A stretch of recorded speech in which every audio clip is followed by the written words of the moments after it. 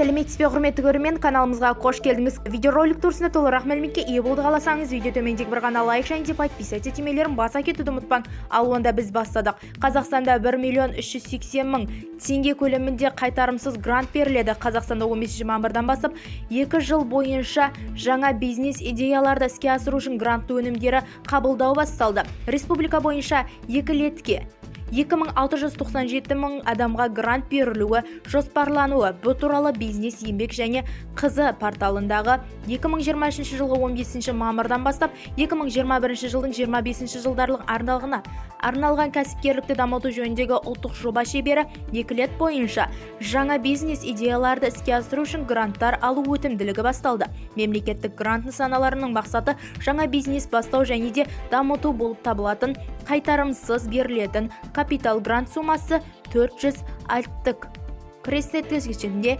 яғни 1.300 теңгені құрайтын әр қайсысына осы тек бір рет қана ала алады. Грант қаражатының ісін жаңа бастаған кәсіпкерлердің өздерінің бизнес әлеуметтік ашуға, өнеркәсібін жолға қоюға және де дамыту үшін арқылы өзін тұрақты танытты табыспенен тұрақты қамтамасыз ету мүмкіндігін беріледі делінген хабарламада. Бізді тамашалауды жалғастырыңыз, сау саламат болыңыз.